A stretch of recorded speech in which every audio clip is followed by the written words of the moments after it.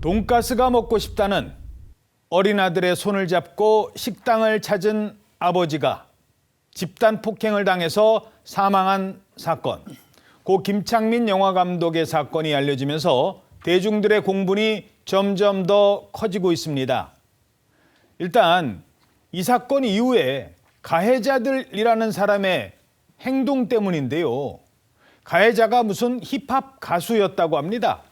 그런데 사람을 폭행해 숨지게 한 뒤에 무슨 노래를 발표했다고요? 네, 지금 그렇게 알려지고 있는데요. 고 김창민 감독은 지난해 10월 20일 아들과 함께 구리의 한 식당을 찾았다가 20대 남성들로부터 폭행을 당해서요. 뇌출혈로 뇌사 판정을 받았고 4명에게 장기 기증을 한 뒤 18일 만에 숨졌습니다. 현재 이 20대 남성 2명이 피의자로 불구속 입건된 상황인데 최근 유튜브와 또 온라인 커뮤니티에 따르면 이들의 사진과 신상 정보가 퍼졌는데요. 이들 중에 한 명이 지난달 초에 지인과 함께 힙합 음원을 발매했다는 그런 주장이 나오고 있습니다. 게다가 유튜브에 공개된 이 해당 내용에는 순수했던 나는 없어졌어 벌써 등의 이런 가사가 담겨서 이를 두고 이번 사건을 연상시킨다는 그런 비판이 함께 쏟아지고 있습니다. 예, 이 가사에 뭐나치 이랬대요. 본인은 이제 막 살겠다는 겁니까? 아니 노래를 발표할 정신이 있어요? 사람을 죽여놓고? 이 사건 가해자가 노래를 발표한 것에 사람들이 분노하는 또 다른 이유는 그날 그 식당에 그렇다면 아빠와 그 어린아들이 왜 갔고 어쩌다 폭행이 시작됐는지 그 이유 때문입니다. 그날 무슨 일이 있었습니까? 일단 지금 사건이 벌어진 것은 작년 10월 20일 새벽입니다. 경기도 구리시의 한 식당에 김 감독이 이제 아들 손을 잡고 왔습니다. 그날 아들이 아빠 돈가스 먹고 싶어. 그래서 식당을 찾았다는 거예요.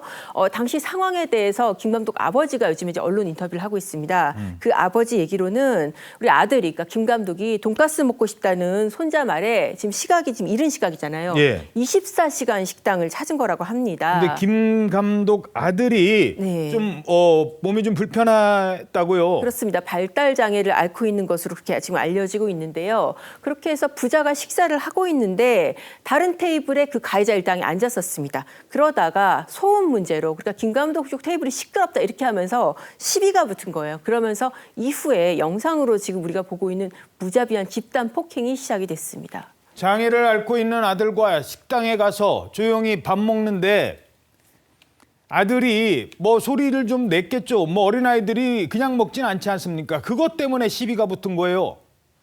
한 목격자는 당시 식당 안 상황을 이렇게 전했습니다. 일행들은 많았어요. 이렇게 상을 이렇게 많이 차지하고 한 8, 7명? 그 아저씨가 밑에 깔려 있었으니까 제압하고 있었으니까 막 저기서 우성우성 난리가 난 거죠. 이렇게 힐끗 봤더니 거기서 이제 119 오고 막 그랬었어요. 그냥 누워가지고 이제 애들이 제압하니까 젊은 애들이니까. 순식간에 아들과 함께 있는 아버지가 제압을 당한 거예요. 끌려갔습니다. 화면 보시면 아시겠지만.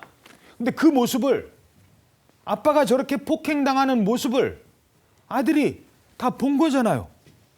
맞습니다. 내용을 보게 되면 김창민 감독의 아버지는 한 언론 인터뷰에서 폭행 사건 현장에 동석했던 발달 장애를 앓는 김 감독의 아들, 즉 손자죠. 손자에 대해서 손자가 예전에는 잘 웃기도 그런 상황이 있었는데 사건 이후 비명도 지르고 불행해하고 있다. 그러면서 그날 사건을 목격한 충격으로 이상 증세를 보인다. 이렇게 주장하고 있고요. 아이가 더 충격을 받으면 안 되는 상황이었기 때문에 아직 아빠가 사망했다는 사실조차 알지 못하고 있고요. 그리고 유족 측은 아직까지 피의자들로부터 현재까지 어떠한 사과 연락이나 받지 못한 것으로 알려지고 있습니다. 아이는 저 사건 이후 이상 증세를 보이고 있다고 합니다. 그래서 지금 아빠가 돌아가셨다는 얘기조차 못하고 있다는 겁니다. 이 정도로 충격적인 사건이지만 현재까지 2명의 가해자만, 단 2명만 집단 폭행인데 그것도 불구속 상태로 조사를 받고 있다고 합니다. 시민들의 비판이 이어지자 결국 이 사건 이제서야 전담팀이 꾸려진다고요? 그렇습니다. 검찰에서 전담 수사팀을 꾸렸다는 소식인데요. 지난 2일 경찰로부터 검찰이 사건을 송치받았고 검사 3명, 수사관 5명으로 구성된 팀을 편성했다라고 밝히면서 이 해당 남양주 지청은 이 향후 과학 수사 기법을 활용하고 의학적 전문성을 갖춘 검사의 의견을 적극적으로 반영해서 신속하게 보완 수사하겠다라는 입장을 밝히고 있고요. 피해자에게 억울함이 없게 하겠다라고 밝힌 만큼 철저한 수사가 필요해 보입니다.